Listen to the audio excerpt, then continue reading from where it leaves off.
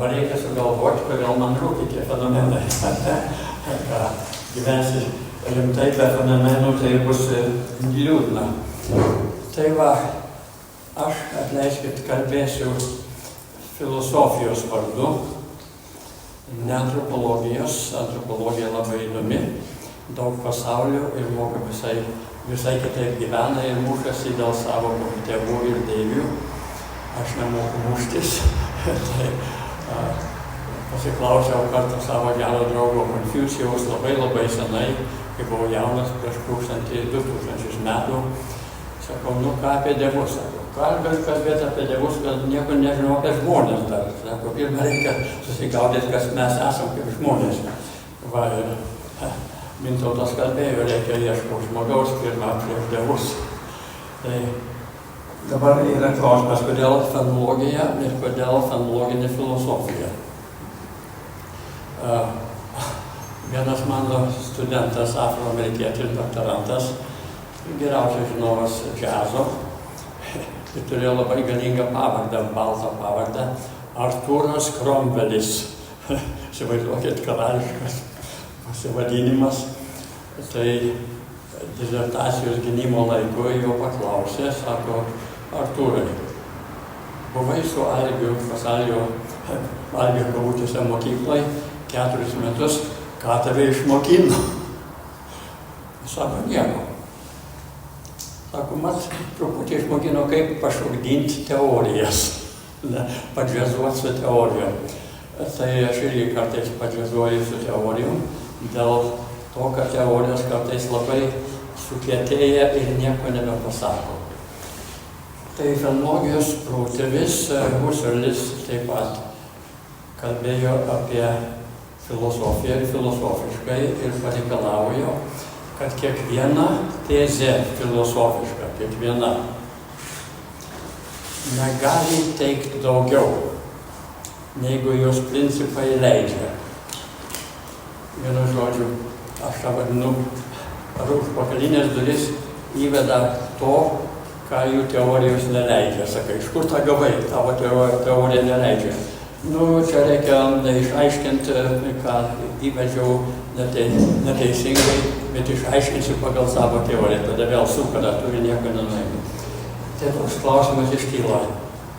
Fenologija buvo sukurta, atverta, taip pat atidaryta sugrįžti į klasikinę filosofiją, į daiktus savaime.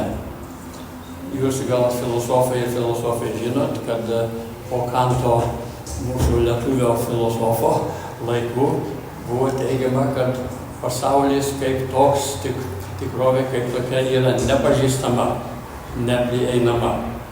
Viskas yra kabutėse žmogiška, pažmogiška mūsų. Kategorijos mūsų tenai a priori išaiškinimai ir visa kita nepasiekė tikrovės. Todėl, ką mes matom kabutėse empiriškai, reikia organizuoti mūsų kategorijomis, mūsų sistemomis, kaip net ir Einšteinas sakė, Kantas yra teisingas, mums reikia konceptualių sistemų, tada mes suorganizuojam visą pasaulį pagal mūsų sistemas. Nu, tvarkoj. Bet kodėl mums negalima kalbėti apie tikrovę kaip tokią? Tai fenologinius klausimas iškylo pirmą kartą toks. Mes neabejojam, kad daiktai yra. Mes neabejojam, kad medžiai auga, krūmai auga, žmonės dainuoja, kad kėdės yra ir pastatai yra ir karaliai, ir žvirbliai, ir žuvytės maudosi, ir viskas yra. Jokio klausimo. Mes neabejojam. Kaip sako, Nyčė sako, modernus žmogus yra toks abejingas, tai yra davatkininkas. Abejoju, kad ir kunigai sako teisybę. Tai va, mes neabejojam. Bet mūsų pirmas metodologinis žingsnis yra įskliaust, nevartot tos tikrovės žodžių, nevartot jokių teorijų apie jas, išaiškinimų, ar priežastimis, ar tenai mitologijomis ir taip toliau. Mums reikia parodyti, kaip, bet kur ir kada tas tikras pasaulis yra suvokiamas. Kokie yra fenomenai, kurie mums atveria pasaulį be mūsų priedo, nors mes esam tame pasaulyje. Ir kitas dalykas, daugybė išaiškinimų, pavyzdžiui, psichologijoje ir kitur visą kitą, tai kaip žmogus mąsto, kokie jo jausmai, kaip jos užkrauna, kaip sakant, ant tikrovės ir tada tą tikrovę interpretuoja. Tai daugybė interpretacijų. Kas yra tikrovė? Tikrovė Indijoje yra tokia, Rusijoje tokia, dabar tas ne kabalizmas, tai kanibalizmas. Jie nori suvalgyti vieni kitus, ne kaip kanibalai. Tavo teorija, tavo dievai yra tvarkoj, bet jie suteršti, mes juos suvalgysim, suvirškinsim, išmatas į Sibirą, o mes būsim grini. Gerai, čia yra, kalbėsime apie tai kitame klode. Tai klausimas iškilo, tada kokie fenomenai turi būti sudaromi, kad mes patirtume daiktus ir įvairius klodus, ne tik daiktus. Tai buvo nutarta empirikos mokslininkų ir filosofų, kad viskas yra empiriška, jūsliška. Aišku, kėdė ir visa kita, bet paimkim empiriką grinai, pagal empirikų teiginius. Ne ką aš noriu sakyti, ne ką dabar mokslai sako, bet tikrą gryną empirinę teoriją. Ką aš matau dabar? Čia stovi daiktas, aš matau spalvas, impresijos. Ir mokslininkai išaiškina, tos spalvos nėra gamtoje, jos yra šviesos bangelės ir tos šviesos bangelės trenkia man į akis ir tada pasirodo koks nors vaizdelis, ta spalva neegzistuoja tikrovėje, tik yra mano impresija. Geltona, raudona, balta, baltona ir visa kita yra spalvų impresijos. Šalta, šilta ir taip toliau yra impresijos, kurios neegzistuoja pasaulyje. Pasaulis yra medžiaginis ir daugiau nieko, o impresijų sudaro mūsų kabutėse patirtį pasaulio. Ir mes turim tų impresijų asociacijas. Pavyzdžiui, aš matau spalvas, einu arčiau, pasidaro šilčiau. Einu toliau, pasidaro šalčiau. Aha, tai tenai, kažkai koks tos spalvos, gal yra karštis. Tai aš asociaciją sudarau ir tada suprantu, kodėl aš bijau eiti per arti, nes galiu nudegti. Grinai impresijos. Nėra nieko kito kaip tos impresijos. Bet staiga, kalba empirikai, mano impresijos staiga. Arba impresijos iš praeities ir staiga įsižiūri ir sakai, mano impresijos. Taigi tavęs nėra, yra daugiau nieko kaip asociacija impresijų. Ir kur iškyla tas mano. Ir čia aš ir mano, ir primityvieji nieko nesupranta, mes tik britai suprantam empiriškai pasaulį, mūsų suvokimas yra moksliškas ir visa kita. Taigi ir visi kiti gyvena empiriškai džiunglėse, iš kur jie sukūrė visokius pasakas, neteisingas, durnas mitologijas ir visą kitą. Jie nesupranta pasaulį, nors gyvena pagal empiriką ir grinai impresijomis. Iš kur jie tą gavo? Kitas dalykas. Mes kalbam apie paprastą daiktą. Čia yra stalas. Visi matom. Empirikai to negali matyti. Kodėl? Žmogelis stovi čia, yra impresijos. Bangos, šviesos bangos, gal tai sako, yra rudas paviršius. Daugiau nieko. Bet pasiklausk, Tai kodėl sako stalas iš šios pusės? Upapa. Čia neparašyta, kad čia stalo pusė, čia ruda spalva, daugiau nieko empiriškai. Aha, tai jau yra šita pusė nebėra empirinis dalykas, bet yra fenomenas, reiškia šitą pusę. Nebėra empirinė duotis. Empirinė duotis, kaip teorija, užkloja tą fenomeną ir sako, tikrovė yra empirinės impresijos. Kas staiga sakai šitą pusę, aha, jau reiškia, kad yra kitos pusės. Ir ką tas reiškia? Mano suvokimas stalo paprasto yra atveriamas, kad bet koks, kaip sakant, medžiaginis daiktas turi daug pusių. Ir kaip man tas pusės prieiti, man nereikia psichologijos, nereikia fiziologijos, kad čia turiu impresijas, man reikia turėti kitokią sąmonę. Kokia ta kitokia sąmonė? Tai dabar pašalinis klausimas. Sako, kurs ieško sąmonės, tenai galvoje šviečia mokslininkai, pakaušiai peršviečia ir ieško, ir neranda, kaip čia dabar surasti tą sąmonę. Ir sako, dabar ieškosim smegenyse, gal ten būna, mes sakom, mūsų sąmonė, kiekvieno mūsų sąmonė, pamatyti šitą pusę ir suprasti, kas yra kitoj pusėje, reikia kinestetinės sąmonės judesių. Einu ir sudarau ką? Perspektyvas.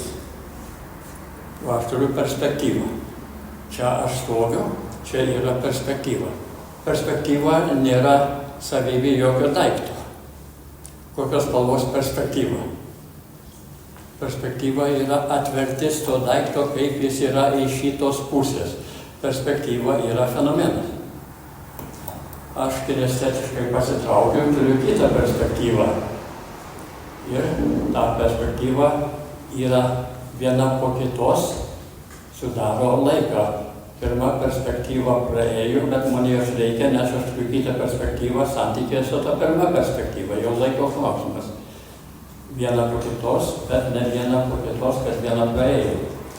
Dar kitas dalykas, aš turiu kinestetinę sąmonę ir kiekvienas turim kinestetinę sąmonę, jeigu aš būčiau absoliučiai suparaližuotas. Negalėčiau pajudėti, aš negalėčiau patirti to daikto, kaip jis yra. Negalėčiau vaikščioti aplink, kiekviena pusė nurodo į kitas pusės ir čia reiškia, kad jau mes turim skirtumų patirtį. Šitą pusę nurodo į kitą pusę, kuri yra skirtinga. Ta kita pusė nurodo į kitą pusę, kuri yra skirtinga, bet aš ir noriu pamatyti. Kitas pusės turiu judėti, turiu būti kinestetiškas. Tai mano judėjimas yra sąmonė, fenomenai. Be judesių, be formavimo perspektyvų, aš negaliu atverti šito daikto, kaip jis yra iš tikrųjų. Be mano įsikišimo. Ar tenai šuniukas norės pamatyti kitą pusę uostyti, ar tenai dievulis, visi turės judėti. Nejudantis daiktas neturi savokos ir atverimo paprasto stalo ar medžio ar bet ką. Jeigu išmoksti vaikščioti apie vieną daiktą, vaikas išmoksta vaikščioti apie krėslą, tai reiškia lietuviškai kėdę, jis išmoksta vaikščioti apie viską. Tada nusitveria kitą, mano anūkė kartą aš mokinau ją vaikščioti, jinai jau pradėjo vaikščioti apie daiktus ir tada man už kojų nusitverė, vaikščioti apie mane, bet tada užpyko ir mane spardo. Sako, tu senelį, nemoki manęs mokinti vaikščioti. Kinestetika įgauna sąmonę. Tai pirmi fenomenai yra daikto pusė, nurodanti į kitas skirtingas pusės, perspektyvos yra fenomenai ir judesis yra fenomenas. Jeigu sustoji vaikščioti, tas fenomenas dingsta, bet tas fenomenas yra sąmonė. Tai sakau, čia pirmas klodas suvokimo, kad mes prieinam prie daiktų tiesiogiai. Ir mūsų prieiga nėra joks subjektyvumas, jokia psichologija, jokia fiziologija, nėra, kaip sakant, jokios teorijos. Aš pakviesiu kiekvieną iš jūsų, nori pamatyti kitą pusę, eik aplink. Ir tada mes turim, sakom, kitą perspektyvą man atvers kitą pusę. Bet dar nėra atverta. Tai reiškia, aš turiu jau, kabutėse, laiko klausimą. To jau bus kita perspektyva, atrodo, kad šita pusė yra ruda, tai gal kita pusė irgi bus ruda, bet gal bus neruda. Tai yra klausimas, aš turiu, kaip sakant, akiratį, kad kita pusė bus tokia pat, bet gal bus ne tokia pat, jau yra galimybių laukas. Nu, gal bus jau geltona, kas ten žino, reikia eiti pasižiūrėti aplink. Tai vienu žodžiu, ta kita pusė atsivers, nors dar nesivėlė, bet jau yra mano akiratyje galimybė būti kitoj pusėje, tada pamatyti, kad ta kita pusė visai ne ruda, bet raudona. Tai tos galimybės jau yra fenomenai.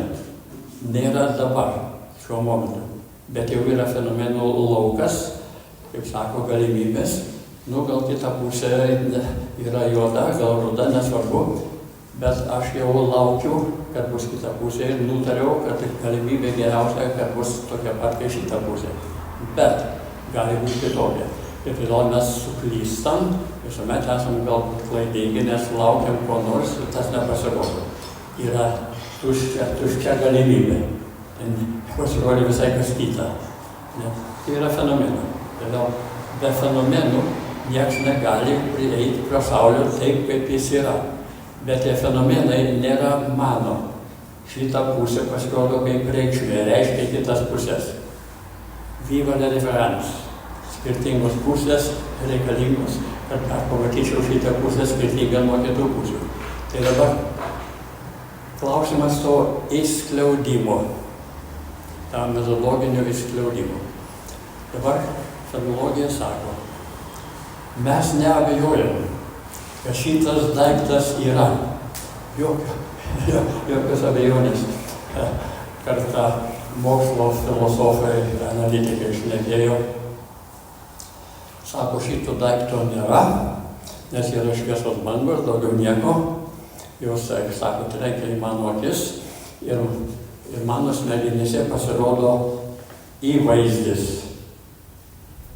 Vienu žodžiu, šviesos bangos, kaip occipital vietoje sudaro įvaizdį. Tada šviečia, ieško, to įvaizdžio neranda. Bet sako, stalo nėra, kaip tikrovė. Yra tik tai šviesos bangos. Tai dabar, sako, fenologiškai kalbant, tai būtų labai įdomu, nes tada aš galiu eiti per tą šviesas bangas, ten nėra daikto, tai aš galiu pereiti per daiktus, ne? Būtų gera vaikščioti per visą pasaulį, niekam neužkliūnant, jokios rezistencijos, ne? Bet dar blogiau, ta teorija susivalgo save. Kodėl? Sako, tavo šviesos bangos, daugiau nieko nėra, šviesos bangos sukuria subjektyvę vaizduotę, kurios tikrovėje nėra. Tai kaip dabar tu man suras tą subjektyvą vaizduotę, kuri yra kabutėse smegenyse, tai jeigu aš nematau to daikto, yra šviesos bangos, tai iš kur aš pamačiau smegenis, tai irgi šviesos bangos daugiau nieko. Tai smegenys dingsta. Vienu žodžiu, pašaudinė tas teorijas, kaip pasaulis dingo, vaizduotė dingo, vaizduotė subjektyviai, subjektas neegzistuoja, sąmonės nėra, tai viskas dingsta. Tai aš tik vienas patampu, labai laimingas, mano pasaulis, tai sako, solipsizmas pasirodo, nes mokslo, kaip sakant, analitinėse teorijose. Gerai, dabar mes turim fenomenus. Tik galiojančius patirt, atvert paprastus kasdieniškus daiktus. Ar medžiai, ar stalai, ar kalnai einam aplink, lipam aukštyn. Ups. Kas atsitinka? Einam aplink, lipam aukštyn. einam į kairę, einam į dešinę, atsiveria kiti fenomenai. Ne fiziologiški, kūniški žinom. Esam kūniški, o aš čia stoviu kertėje, gali mane nufotkinti ir reklamuoti, kaip yra pabaisų žmonės. Bet mūsų kūniškumas jau nėra juklydinis. Mūsų kūniškumas yra veiklos kūniškumas ir mes veikiam pagal 6 dimensijas fenomenų. Mes einam į ateitį, mes einam nuo čia iki ten, į priekį.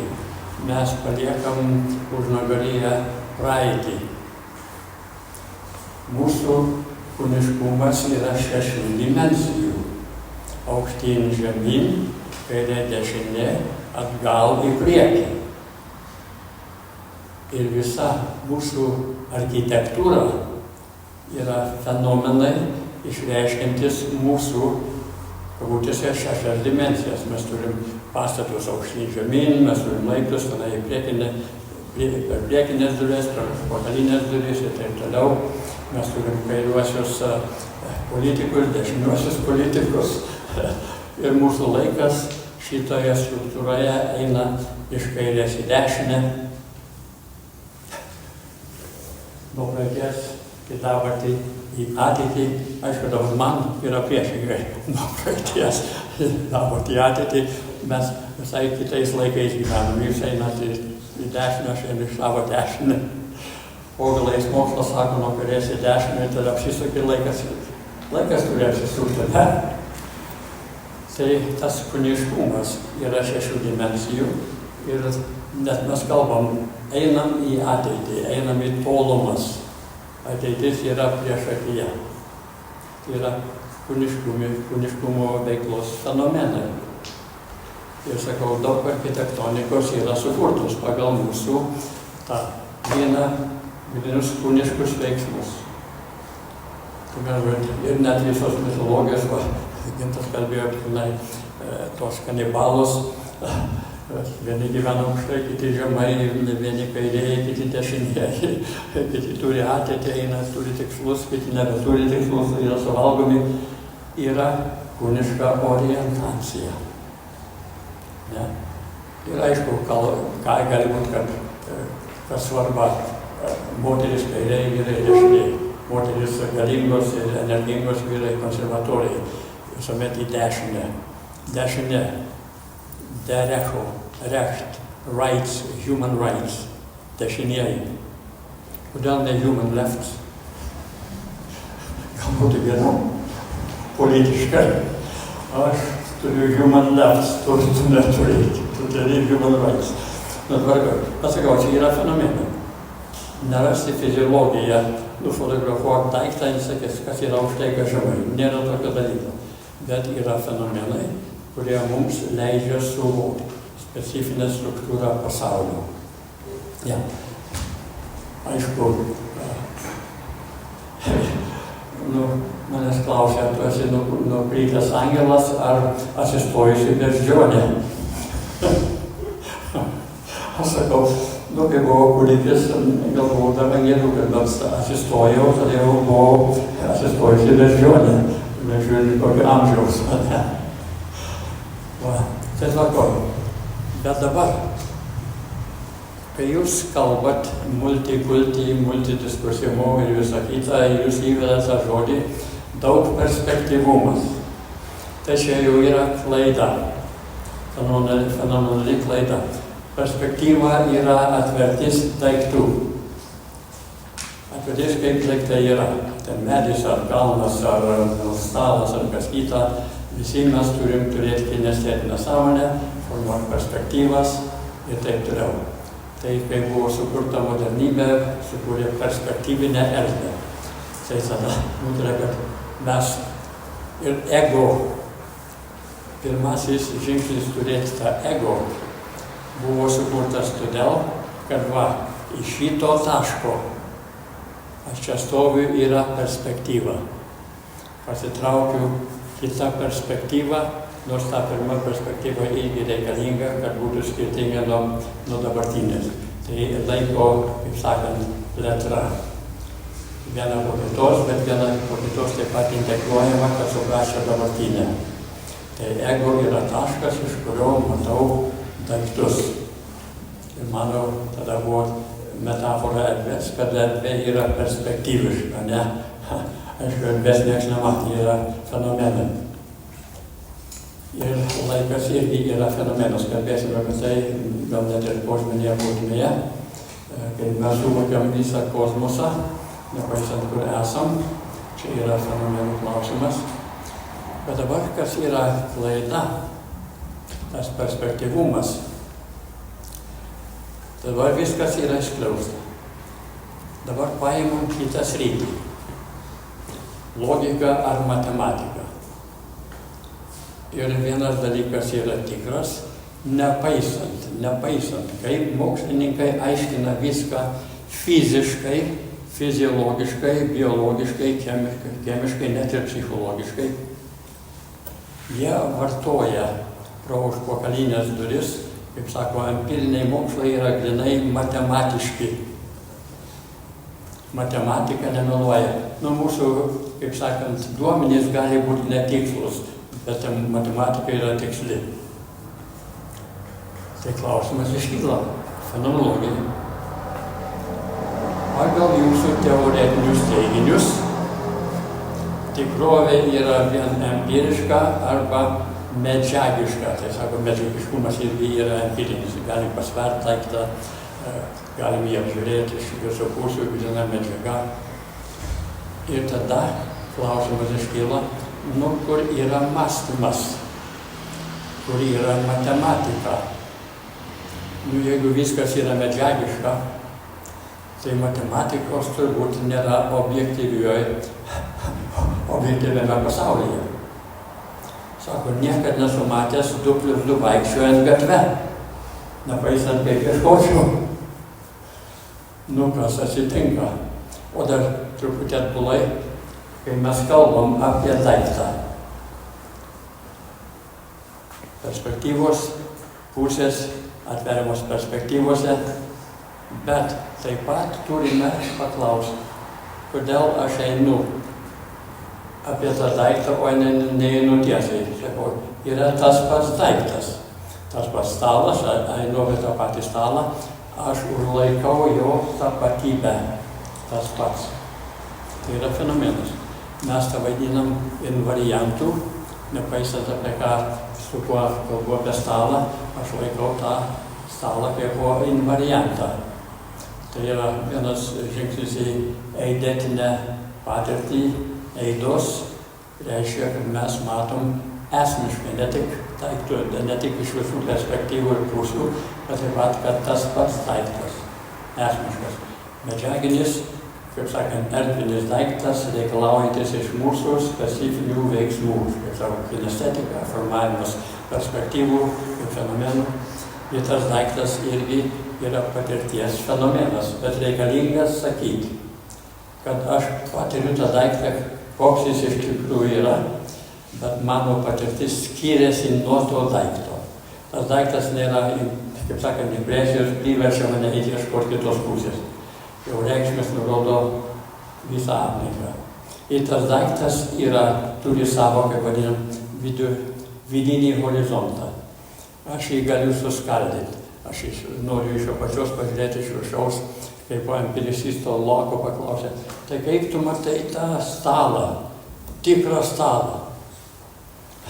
Pareiškia, kad tikrą stalą aš matau tikroje dienos šviesoje iš viršaus.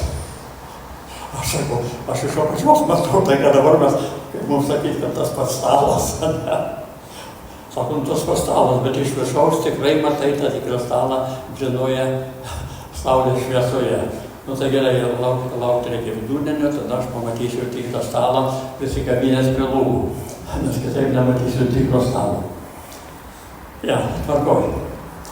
Bet tas stalas, tai, kaip sakant, kas yra fragmentacija. Mūsų suvokimas pirmadienė fragmentacija. Aš galiu tą stalą suskaldyti, aš noriu pažiūrėti, kas tenai iš kokios medžiagos, galiu suskaldyti iki dalelių atomų, mažiausių dalelių. Atomizmas yra mėginimas suvokti tą daiktą iš daugiau pusių, iš daugiau dalelių, iš ko sudėtas, vis tiek yra kinestetinės. Aš paimu tą dalelę, kaip man ją suvokti, aš judu pirštais, sakau, aš šiurkštesnis, čia švelnesnis, irgi yra kinestetika. Ne. Judesys, mano sąmonė.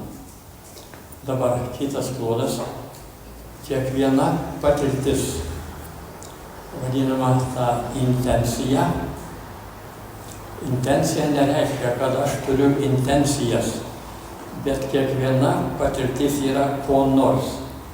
Mano patirtis per kinestetiką yra patirtis, pavyzdžiui, stalo, ar kėdės, ar medžio, ko nors. Tai intencija yra orientuota į pasaulį. Kaip sako, tai tu turi intencijas valingas, ne, prieš valingas intencijas. Mes turim tiesiogiai patirtį.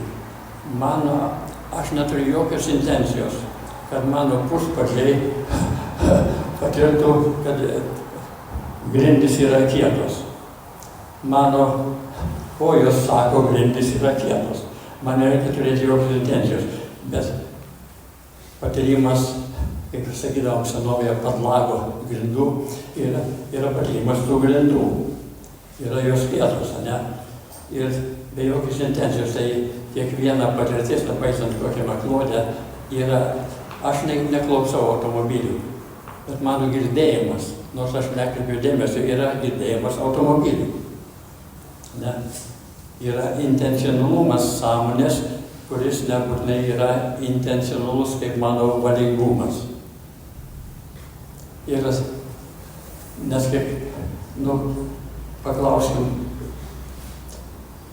kaip aš įsivaizduoju savo draugą.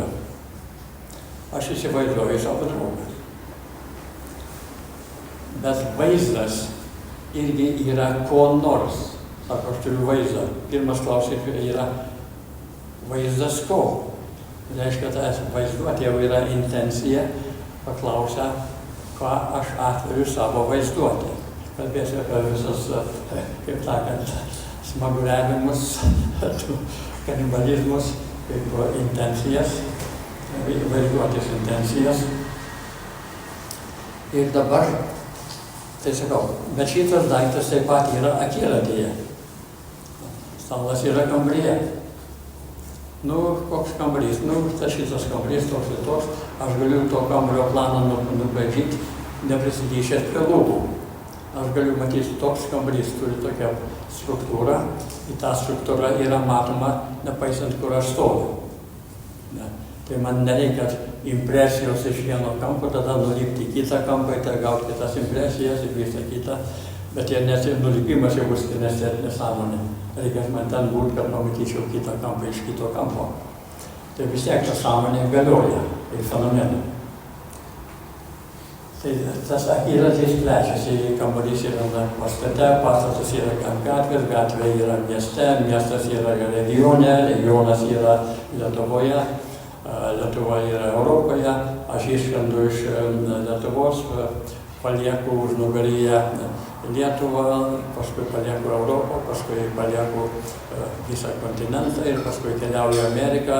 Amerika ten neapribota ateitis, bet tada siaurėja prie New Yorko, jau reikia susiaurinti erdvę, reikia surasti taką, erdvė plečiasi ir kaip sakant, siaurėja. Kalbėsime apie tą paskui kaip to pragmatiką, prognosis. Dabar kitas dalykas – išskliaudimas. Jeigu aš dabar kalbu apie kitą sritį, kaip minėjau, pavyzdžiui, matematiką arba logiką, tai buvo nusprendimas teoretinis, kadangi pasaulis yra empirinis ir ontologiškai medžiaginis, sudėtas iš dalelių, daugiau nieko, jų prieiga yra, kaip sakant, dydis, aš galiu pameluoti, nesvarbu kokios spalvos ar grožio ir visą kitą, visas aš patampa subjektyvu, tada dabar klausimas iškylo. Tai kaip mums išaiškinti logiką arba matematiką? Nu tai aiškus dalykas. Logika arba matematika yra subjektyvi. Objektyviai mes niekada nesam matę tokių dalykų. Tai staiga iškyla didžiulė teoretinė bėda. Tai kaip mums kalbėti apie objektyvumą matematikos, jeigu yra subjektyvi? Tai tada psichologai nutarė, kad matematika arba logika yra išaiškinama psichologiškai. Tvarkoj, nusilenkiam psichologiniam mokslui ir tada klausimas iškyla. Teigiama pačių mokslininkų, kad matematika yra griežčiausia disciplina. Jau nėra griežtesnio dalyko, tikslesnio. Ir tada sako, psichologija yra pagrindas matematikos. Tada peržiūri psichologiją, kas ji yra, ką ji turi. Ar yra psichologiniai griežtesni dėsniai už matematiką? Dar neradom nei vieno psichologinio dėsnio. Gal statistiška, gal jausmai kokie nors, kaip jūs vadinate, emocijos, bet tai kaip emocijos pagris griežčiausią mokslą. Juk mano emocijos išvis, aš neturiu jokių emocijų, tik džiaugsminga.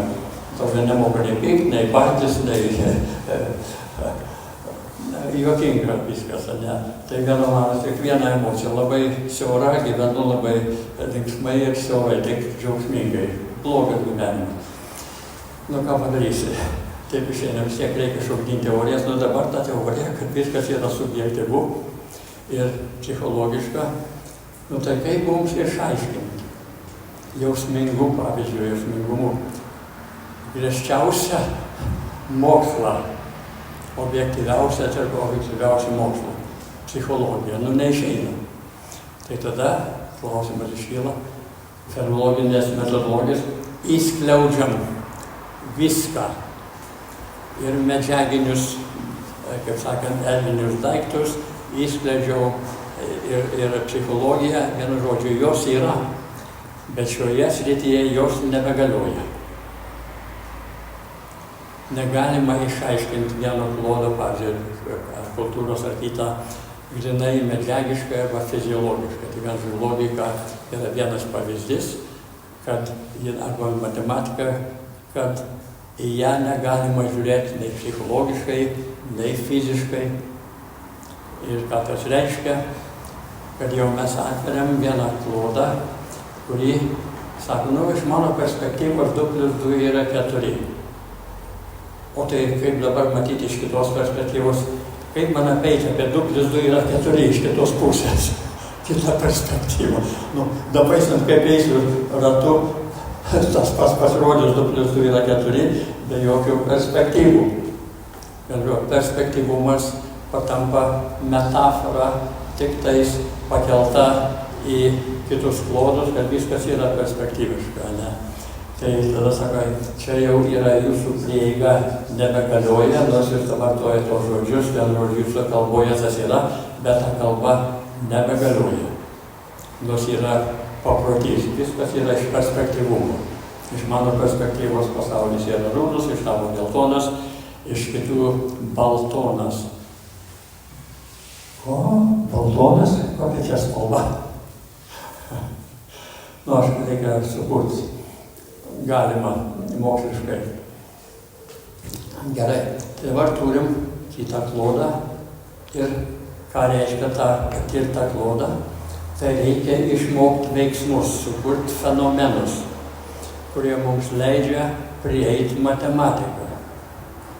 Be jokios perspektyvos. Reikia išmokti, kaip skaičiuoti, dalinti, sudėti ir dauginti ir visą kitą. Ir tada aš galiu prieiti prie matematikos. Ten man nereikia jokių jausmų, nieko kito, man reikia išmokti. Ne, kai sakom, matematika subjektyvi, jeigu yra subjektyvi, tai reiškia visi mes turime matematiką, tai ko mums reikia mokintis, jau mes ją turime, ne?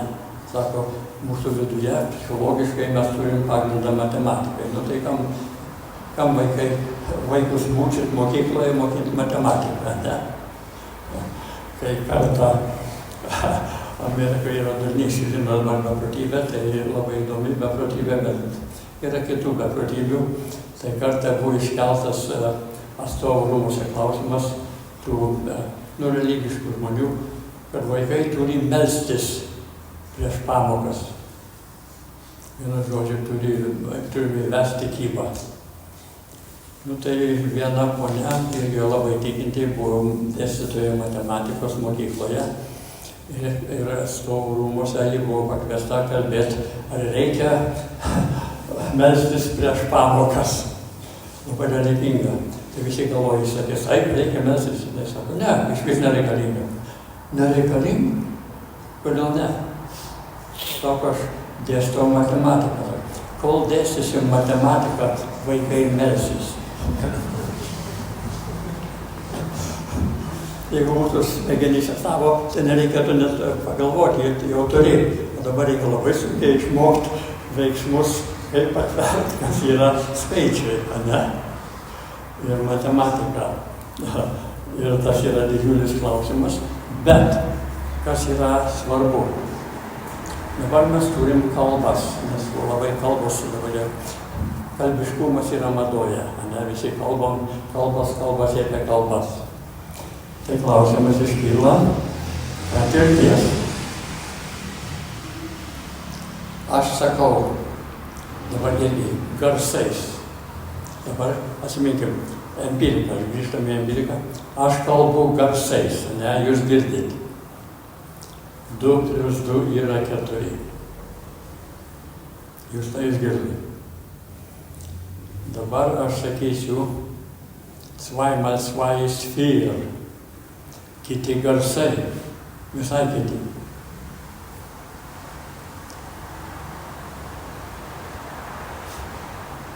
Fenomenai, tai yra empirinis duotas. 2 + 2, 2 × 2 ir taip toliau, bet kokia kalba, činiškai visai kitokie garsai. Dabar yra garsai, skirtingi garsai, empirinis duotas. Nuvažiuok į Kinę, visai kitokie garsai. Ir dabar aš skaitau knygose. Mano vienas studentas išleido labai galingą veikalą apie matematiką. Jis kalba apie skaičius ir matematiką, kas yra skaičius ir kas yra transcendentaliniai skaičiai, jau čia yra kitas klodas su suvokimu matematikos. Bet klausimas iškyla. Tai jisai rašo raštu. 2 + 2 yra 4.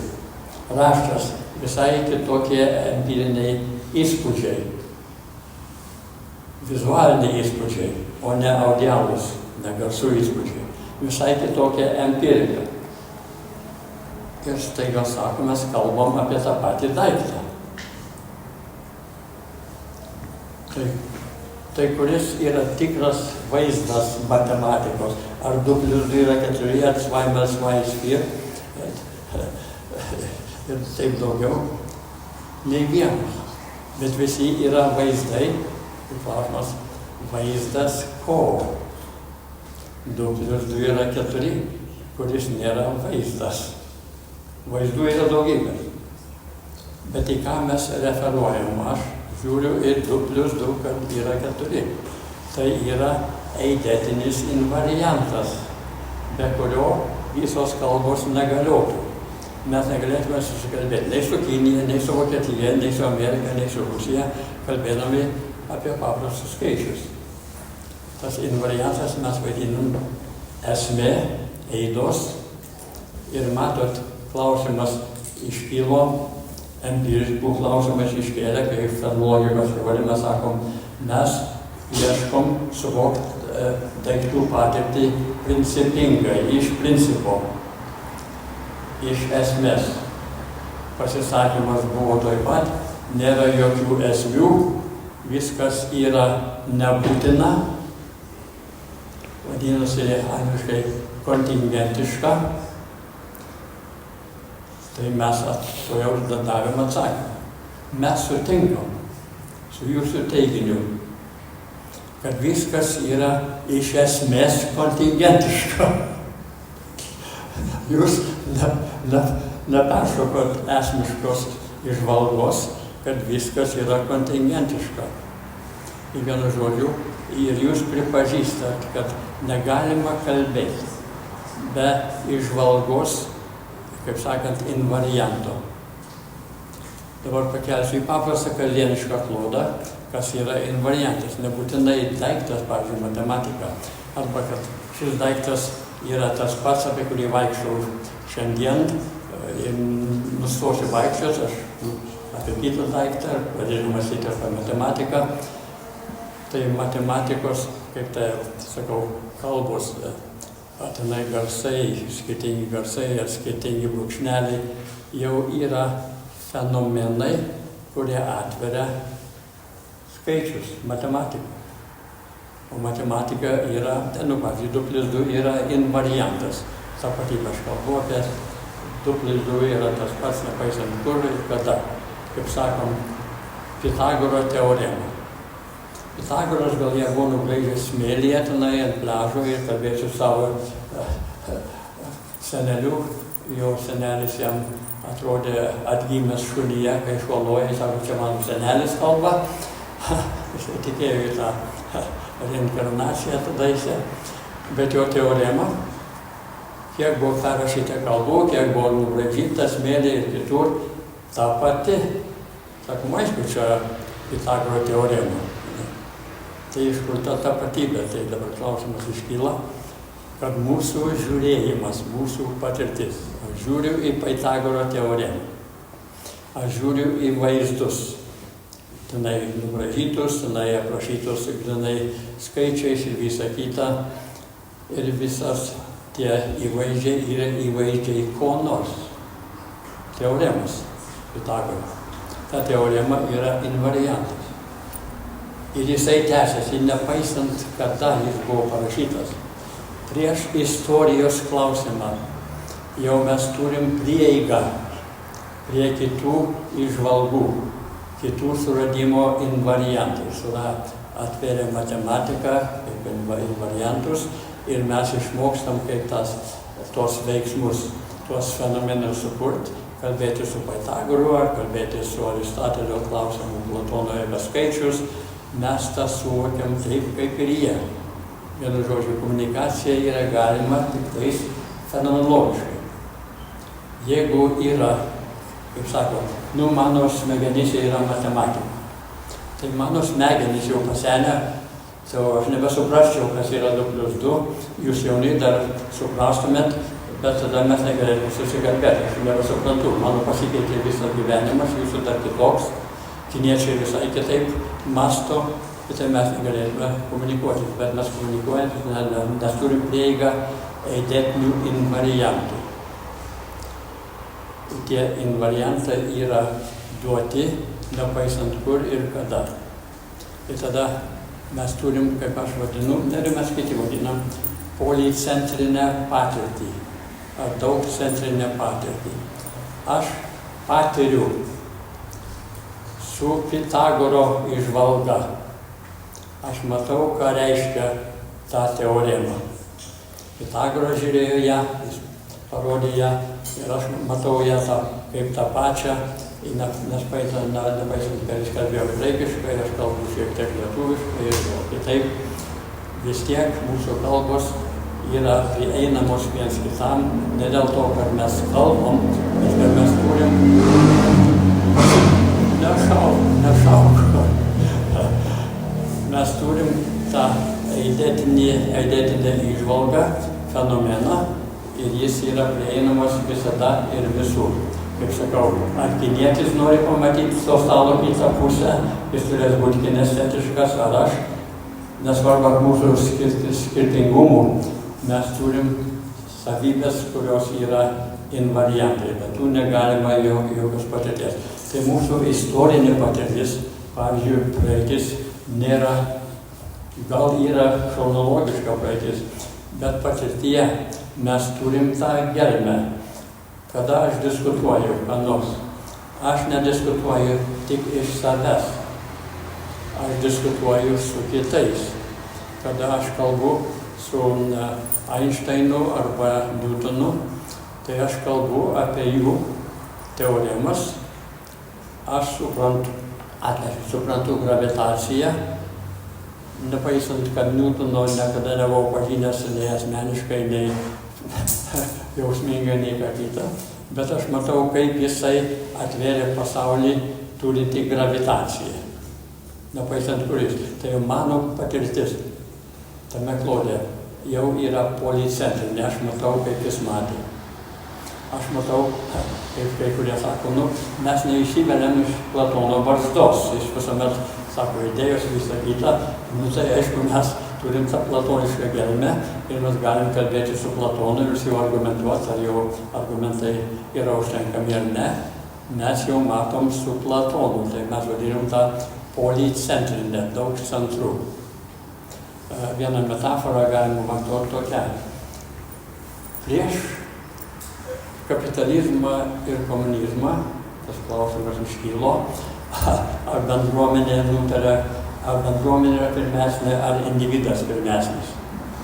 Kapitalizmas, individualizmas, komunizmas, bendruomenė. Mes atsakome tą klausimą policentriškai ir polilogiškai, net gal kalbėti dialogiškai. Prieš klausiant, ar aš esu individas, ar bendruomenė nulemia, vienas, kaip sakant, vienas grindžia kitą. Yra melodija. Melodija yra suma natų. Ir jeigu aš pridedu savo natą melodijai, aš ją pakeičiu. Bet mane melodija irgi man randa vietą. Tai yra tas viens kitą grindžia, nėra vieno pirmesnio už kitą. Viens be kito negali būti. Tai va, tai čia bendruomenės, kalbėti reikės apie tą bendruomenę. Dabar kitas dalykas. Fenomenai. Mes minėjau psichologiją.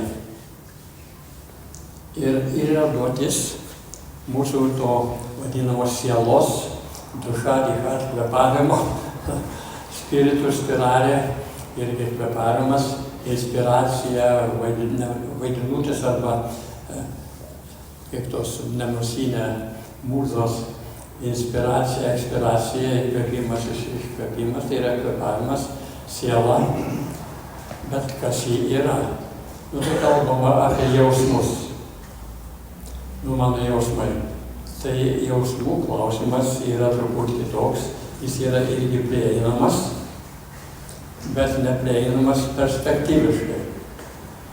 Iš kurios pusės apžiūrėti mano džiaugsmingumą, kaip jis atrodo iš to kampo ir iš kitos kertės.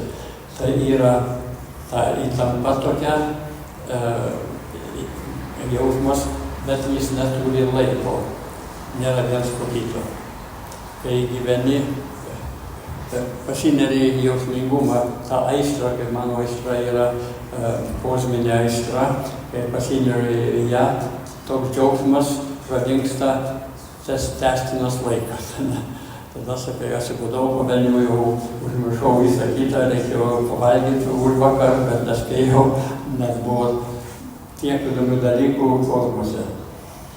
Tai tas yra kitas klodas, kuris yra prieinamas, ne, kaip sakant, perspektyviškai, bet įtampomis, ką mes vadiname, kokie yra, šešėliški, aš jaučiuosi džiaugsmingas, truputį džiaugsmingas, bet dabar truputį atsipaliasavau, galiu galvoti net matematiškai ir logiškai.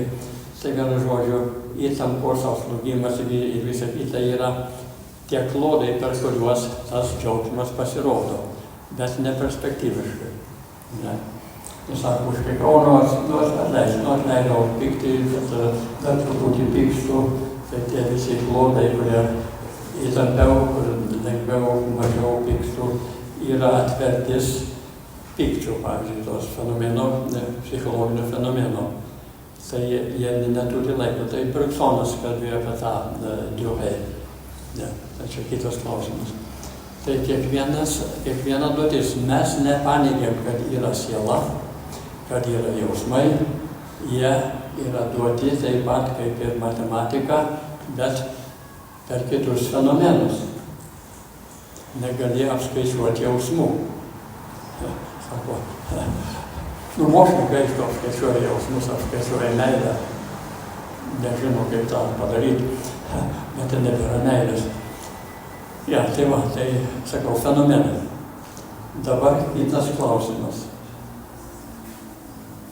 Čia galim kalbėti su Platonu, su Aristoteliu, su Kantu, visais galiūnais, nežinais.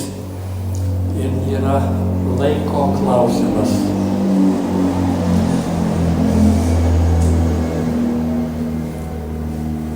Kada aš kalbu apie matematiką, pavyzdžiui. Kur ji yra, mes neklausim. Ar ji yra tikrovė, mes neklausim. Tikrai matematikai sako, čia stebuklas. Empiriškai, fiziškai nėra tokio daikto. Tai kur mes ieškosim matematikos? Tenai mėgina surasti smegenyse ir kitur jausmuose, bet nieko neranda.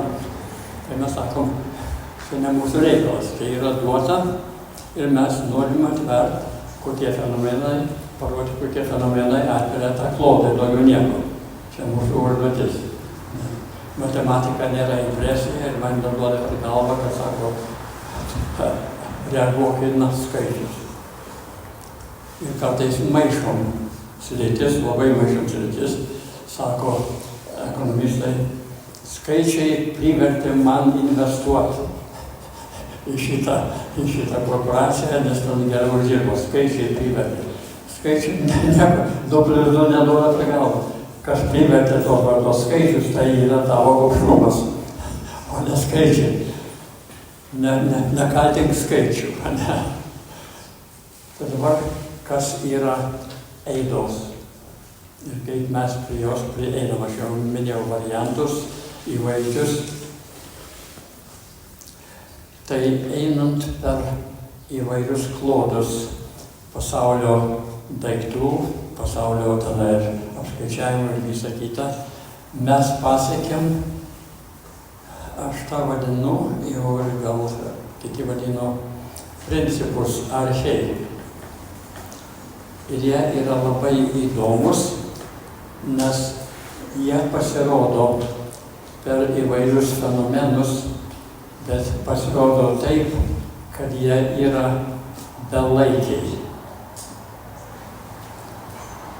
Ir aš priminsiu jums mano mokytoją Platoną, labai senai, 2,5 metų, aš su juo kalbuosi kasdien. Mes diskutuojam svarbius dalykus, policentrinė patirtis, aš pasiėmiau jo patirtį ir kaip jis atvėrė pasaulį. Ir diskutuojam taip.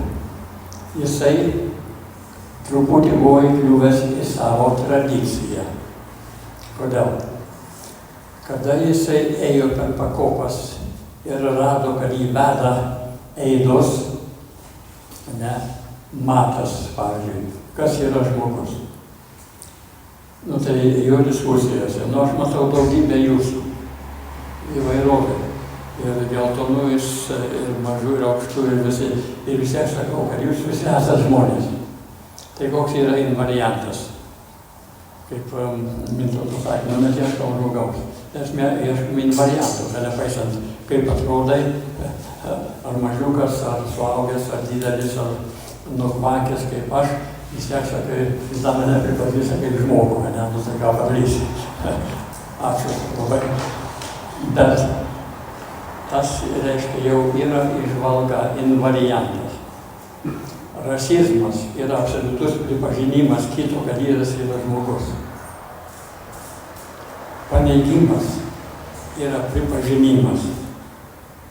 Pavadink šunį šuo, šuo žodžiais. Pavadink kitą šunimi, žinosi, kad nori jį paneigti. Žinosi, kad jis yra žmogus.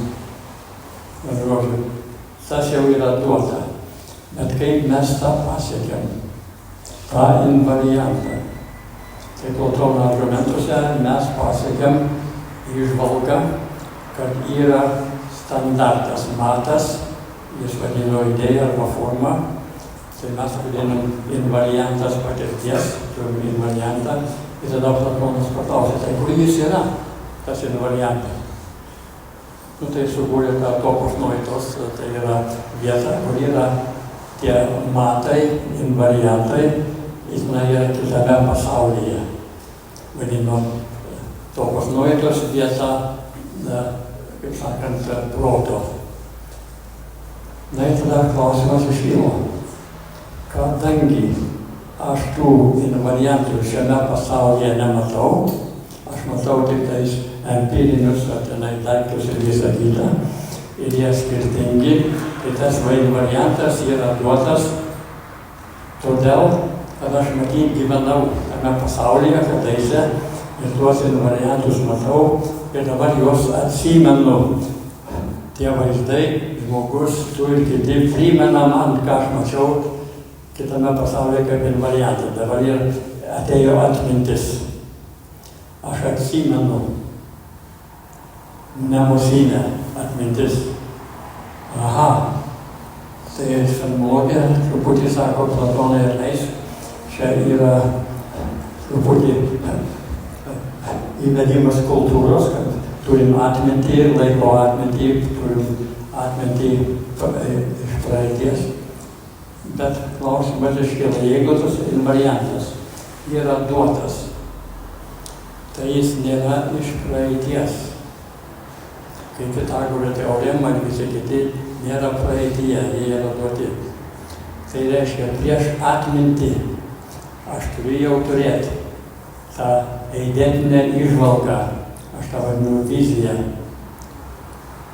Ir kaip sakant, jeigu, sakau, kad tas žmogus man primena, kas yra tikras žmogus, eidentinis invariantas, tai aš jau turiu turėti tą invariantą. Atmintis yra po laiko. Paaiškinsiu logiškai. Sako, mano draugo nebėra. Mano geriausio draugo Lingio nebėra. Tai kuris yra mano atmintyje. Empirikai sako taip. Aš turiu atmintį. Kas yra atmintis? Vaizdas. Vaizdavimas. Bet vaizdavimas, grinai kalbant, yra dabar. Tai ką aš atsimenu? Tai empirikai sako, aišku, yra vaizdavimas dabar, bet jis yra nublūkęs vaizdas tos tikrovės. Žodžiu, tai kaip atsimenu Alfonsą, tai nublūkęs, ar mes tenai Nikaragvoje ar kitur, ar tenai baliavojam Kanadoje, tai koks vaizdas, sako, nublūkęs. Jis atspindi netiksliai tą tikrą tikrovę, koks jisai buvo. Tai klausimas yra, fenomenologijos klausimas yra, jeigu tas vaizdas yra nublūkęs, suvokiau, kad tas vaizdas yra nublūkęs, tai aš negaliu taip teikti, jeigu aš neturiu tos tikro, kaip sakant, tos tikros vizijos. Jeigu sakau nublūkęs, tai aš turiu turėti nenublūkusi. Tai kad mano atmintis jau reikalauja vizijos, kuri yra skaidri, tikra ir pasirodo per įvairius nublūkusius vaizdus. Vaizdai yra ko nors, o tas kas nors, kaip eidentinė įžvalga, yra nenublūkęs, yra skaidrus. Va, paimkim, atmintis yra po laiko.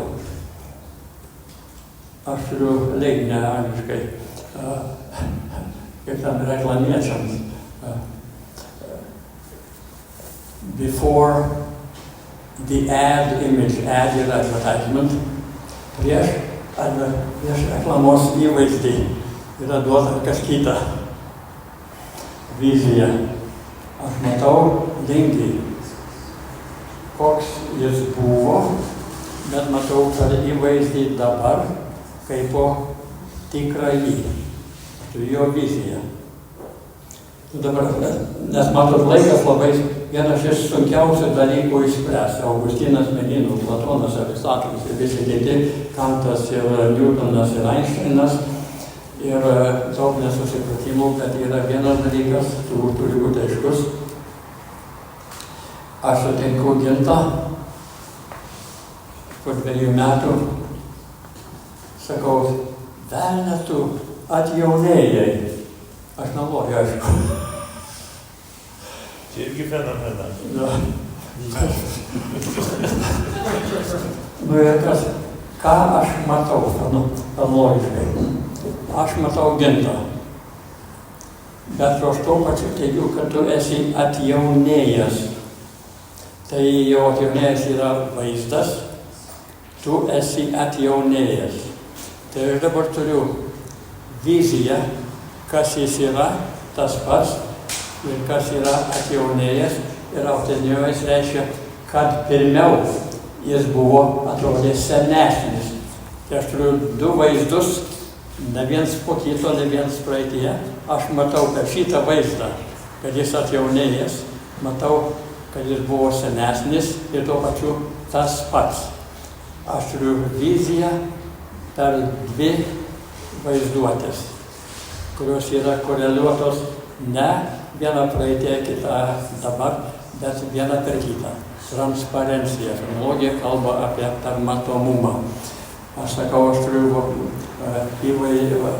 asiminimą Alfonso, tai turiu įvaizdį, kuris yra permatomas ir aš pažįstu jį tokį pat, nepaisant ar prieš 10 metų, ar prieš 5 metus, kad yra tapatybė. Bet to, kai čia žmogaus klausimas tapatybė. Tai klausimus, aišku, nekalbėsiu apie tai, nes užjungs 2 valandas ekstra. Kas yra tapatybė? Reikia pasibaigti. Reikia nusibaigti, ne? O, siūlo, kad nusibaigčiau. Dar vienas dalykas. Matai, kai kalbama apie daug pasaulių, tai yra klausimas, kad jie kiekvienas sudaro vaizdą. Pasakos vaizdai ir klausimo nekelia vaizdai ko. Tada vaizdai patampa tikrovę ir tie vaizdai reikalauja įkūnijimo. Tai mano dievai tokie, čia jie turi savo pasisakymus ir man reikia juos įgyvendinti. Tai, kaip Hitleris sakė, turit visi įkūninti nacių ideologiją. Nu, tai patampam naciški kūnai. Tai jis jau Lopatį kalbėjo, kaip sako, politiniai kūnai, ne? Mes vaikštom politiškai, o ne tik tais biologiškai ir fiziologiškai. Tai va, tai fenomenologija nebijo nieko. Vaizdai, dar vienas dalykas apie vaizdus.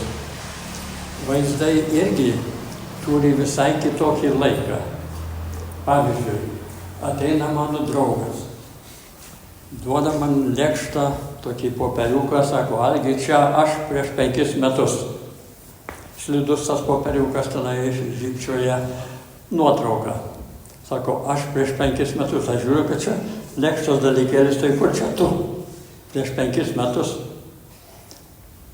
Tai sako, aš toks pat. Taip atrodžiau prieš 5 metus, tai reiškia vaizdas, jis nešiojo savo vaizdą, kas buvo prieš 5 metus, bet tas vaizdas nepasikeitė. O aš buvau toks prieš 5 metus. Sakau, nu gerai, kai buvai prieš 2 metus, tada sako, kitą nuotrauką parodo, bet prieš 5 metus vaizdas, sako, čia aš. Ne? Turi viziją, vizualumą ir viziją. Per tą vizualumą aš permatau, kad čia tas pats, kuris dabar stovi prieš mane. Tai vaizdai irgi, aišku, vaizduotė turi visai kitą klodą. Sako, nėra laiko apšnekėti, vaizduotė labai galinga. Bet tai sako, visi tie kanibalizmai vaizduotės reiškiniai. Bet vaizduotė be vaizdavimo ko nors. Tai ačiū labai už paslaugą, gailymą.